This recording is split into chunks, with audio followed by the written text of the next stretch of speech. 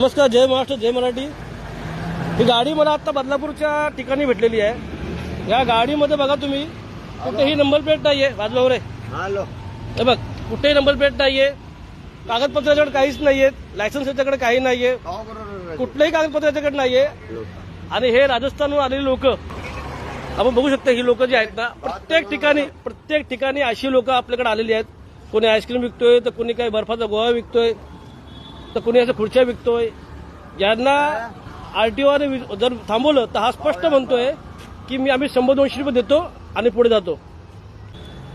ही माणसं गरीब म्हणून आपल्या राज्यामध्ये येतात, आपल्या गावात येतात, आणि एखादं जर काही कांड झालं, काही कांड करून गेले, गुन्हा करून गेले, तर हे त्यांच्या गावाला पळून जातात।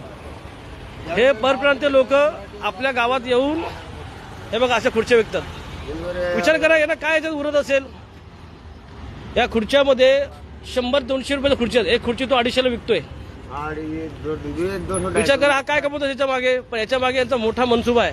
ह्या गावात येतात, गावात येणार, गावाची माहिती घेणार, आणि एखादा दरोडेखोर किंवा गुंड प्रवृत्तीचे लोक गावात कुठला तरी गुन्हा करून पळून जाणार आपल्या गावामध्ये। याचा थोबाड बघायचा,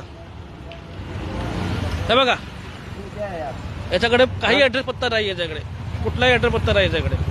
यार आप तुम्हारा रास्ता पड़ता है ना, जहाँ एक आदमी आकर परेशान कर रहा है, उनको इतना बदल लेकर क्यों घूम रहा है, इतना क्यों घूम रहा है।